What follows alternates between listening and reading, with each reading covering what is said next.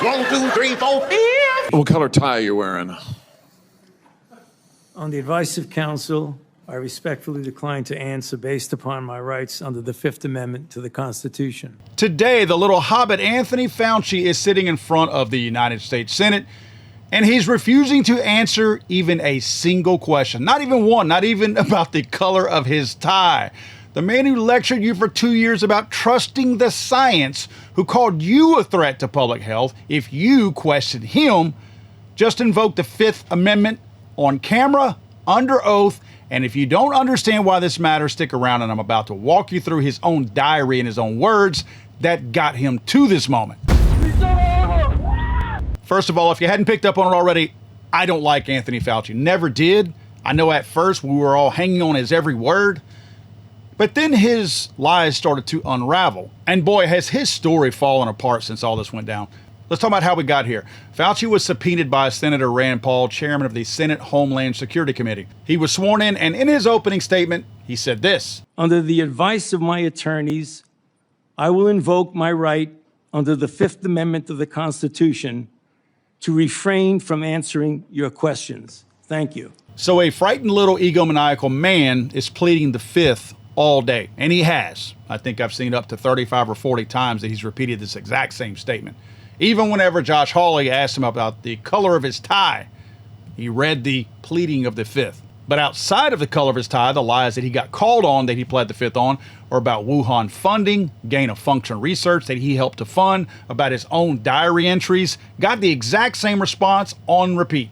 Now, he's not disputing that this is his diary in his own words, even though his diary contradicts all of his public statements. In fact, in his opening statement, he validates the fact that this was, in fact, his diary. And recently, his publicly releasing my unredacted personal diary aimed at embarrassing and intimidating me. So think about this. This is a dude who testified before Congress more than 200 times over 4 decades, who never once pleaded the Fifth, not once, until now, right after his own private diary got released. That ain't a coincidence, folks. The Fifth Amendment exists to protect you from incriminating yourself. Think about that. He's saying this because he knows he will incriminate himself. So ask yourself, what exactly is Anthony Fauci afraid of admitting under oath that could put him in legal jeopardy? Oh, and his arrogant-ass, high-paid legal counsel got kicked out as well. The attorneys are not recognized. In fact, the attorney was told not to sit at the table, and he's not obeying that recommendation. There's a row behind you, sir. That's where you were told to sit, and you're not. And now you're disrupting the proceedings. And so, look, this is the way Anthony Fauci wants to be remembered, for a lawyer not listening to the rules. That's the way you want to be remembered, and that's what you're going to do. You are not recognized, sir. Security, please remove him from the room. So here's what's changed so far, why this guy's pleading the Fifth. This past weekend, Rand Paul again released over 1,100 pages of Fauci's personal typewritten diary in his own words from December 2019 through December 2022.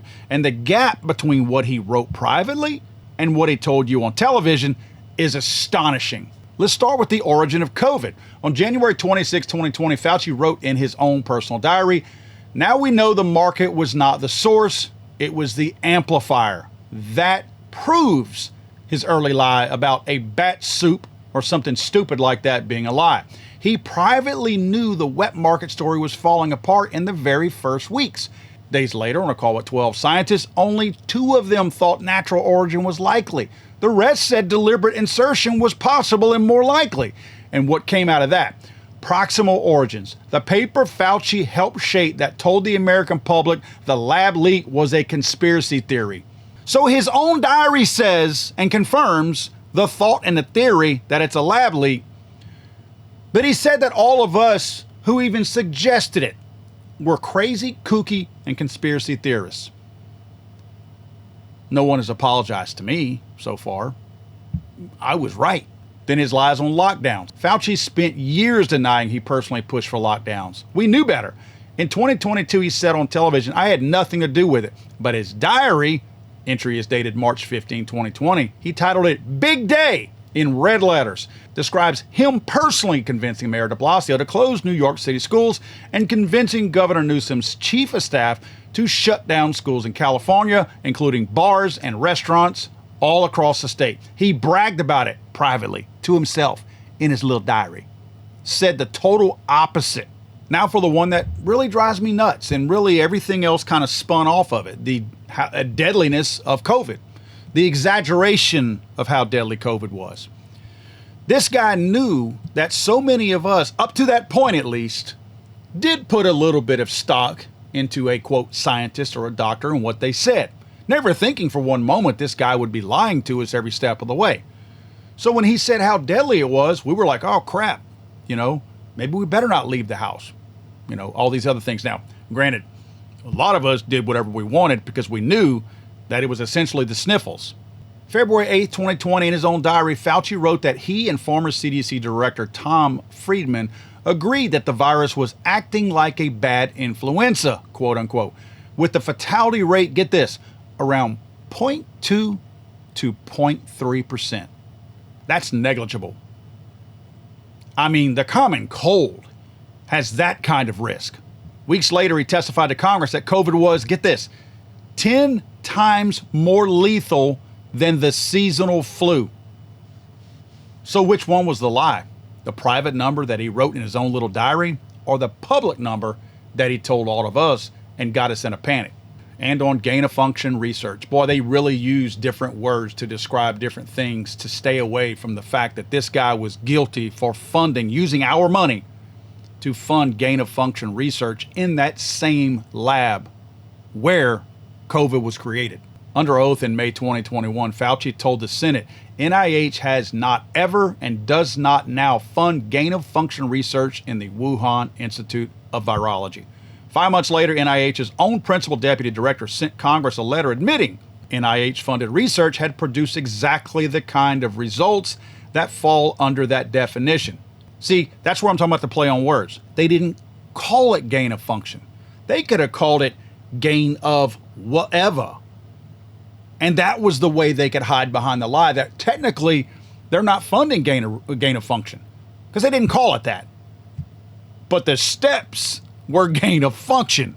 In 2024, NIH's Lawrence Tabak testified directly under oath that gain of function research was funded in Wuhan. And in June of this year, the director of national intelligence's own office put it in writing.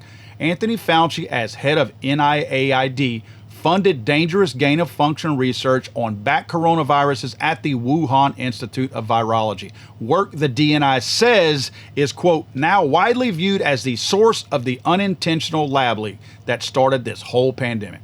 That's not a talk show host saying that. That's the director of national intelligence of the United States. And of course, the cute little mask that we did not wear. They lied about that too. For 2 years, if you questioned the mask mandate, you were called a granny killer.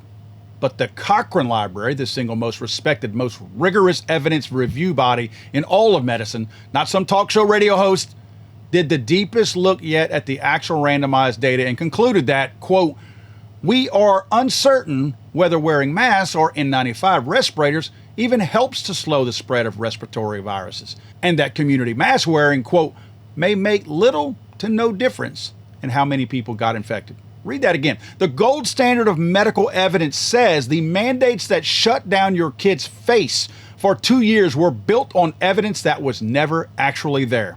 And you remember ivermectin, right? Trump was called crazy for it. I'm certainly not pretending that Trump is a scientist or a doctor and that he knows better. But somebody gave him good advice on ivermectin. Fauci, because he had a vested interest in the vaccine, lied about that too. And the media certainly jumped on that too. Remember when the FDA tweeted, "You are not a horse," and doctors got suspended for even mentioning ivermectin to patients? Turns out the science was never as settled as they told you it was. A 2026 analysis from the Cato Institute went back through 9 separate meta-analyses on ivermectin and COVID mortality and found 6 of the 9 showed a statistically significant reduction in deaths, averaging a 47% drop in mortality. They told you were crazy if you talked about it, and they said it didn't work. Cato's researchers argued that the Cochrane review used to dismiss ivermectin nationwide only included a tiny fraction of the available mortality data, covering less than 2% of the total deaths recorded across the studies, and leaned heavily on a single large Brazilian trial they say was riddled with problems. A cheap, decades-old generic drug that could have saved many, many lives was mocked out of the conversation while the man running the response chased headlines. The comments that ivermectin was simply a horse dewormer and that you were crazy and careless if you even suggested it was all built on a lie. And studies prove that I'm right about this. On the 6-foot rule, that was one of my favorites. In 2024, Fauci finally admitted to Congress that the 6-foot social distancing rule sort of just appeared. That was his own words, with no real data behind it. Just thought it up. Pulled it out of his ass. Millions of kids lost a year of in-person school over a rule that the man in charge admits he pulled out of thin air. Oh, and you remember natural immunity, right? More lies. Busted. For 2 years, Fauci insisted vaccine immunity was superior to natural immunity, the entire justification for firing unvaccinated workers who'd already had COVID and recovered. Documents show he and other officials were privately discussing Israeli data showing natural immunity held up just as well, around the same time the mandates were being finalized and forced onto tons and hundreds of thousands, maybe millions of Americans. So why did he do a lot of this? Well, fame, for one. Obviously, this guy was a raving egomaniac. But what's the root of all evil that we always talk about here? You got it. Money. This wasn't some dude sacrificing for public service. Fauci was already the highest paid employee in the entire federal government. More than 4.3 million employees, more than every general, more than the president of the United States himself. In his final years, his salary topped $480,000. His pension, estimated at $355,000 to $414,000 a year, the largest federal retirement payout in American history, to this clown. But that wasn't enough. Newly released emails Rand Paul's team literally titled the file Fauci's Side Hustle show Fauci soliciting his own colleagues to nominate him for cash prizes. Writing to Duke researcher Barton Haynes, "There is another one that looks possible for me if you are willing to do it. I will supply all of the material." This dude wrote the wording for his own nomination for scientists to pitch so that he could win awards and win cash prizes associated with those awards. One of those prizes, the Dan David Prize, paid out $1 million, and he helped write the nomination for it. Nearly $900,000 landed directly in Fauci's bank account as a result. The scientists who nominated him, they received tens of millions of dollars in NIH funding from the very agency that Dr. Fauci ran himself. And after he retired, of course, he signed a $5 million memoir deal with Penguin Random House, plus 6-figure speaking fees. One single speech in November 2023 paid him $700,000. His net worth went from $7.6 million as a doctor in 2019 to roughly $15 million by 2023. This is a man that got rich telling you to trust him. Yet his own personal diary that he never intended for anyone to see contradicts most of what he told us. And not just kind of contradicts, completely contradicts it. You got basically what he said over here to the general public and the complete opposite quietly in his little personal diary. So here's where we are. The diary is real. It's in his own words, dated in his own hand or his own keyboard. Congress has it. He validated that today by saying that in his sworn testimony, so much that it was his diary, and he's mad about it getting out. The Director of National Intelligence backs the lab leak conclusion, and when the moment came to answer for it all under oath, in front of the American people that he was so eager to talk to before on camera, Anthony Fauci didn't defend himself. He pleaded the fifth. I'm sorry, folks. Innocent men do not plead the fifth.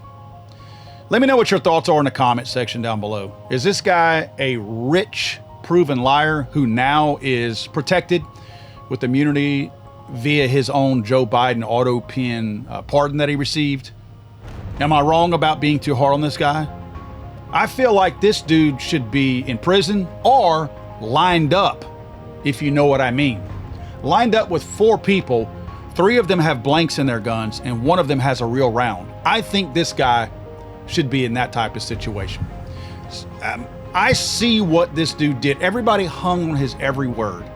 And when he said something, people ran with it. The media loved it. They still do. The media is still covering for him right now.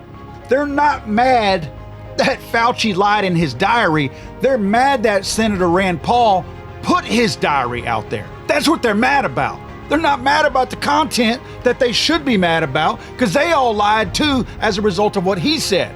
They're mad that Rand Paul put it out. That's the media we're dealing with, and that's why I say we should never trust these people. Let me know what you guys think in the comment section down below. Make sure you are subscribed to Legally Owned America. Like the video if you don't mind, and please share it if you get around to it. We'll see you guys tomorrow. Anything you say, Bill? Go ahead, ask me a question. Did you- Bill? I have a secret document that I think you need to say. Don't forget, guys, if you're looking for a book to educate yourself and to educate the idiots out there who can't think for themselves regarding mass shootings, go to damnliars.net. Again, damnliars.net, and get my brand new book, Damn Liars. I'm sorry, I thought this was America.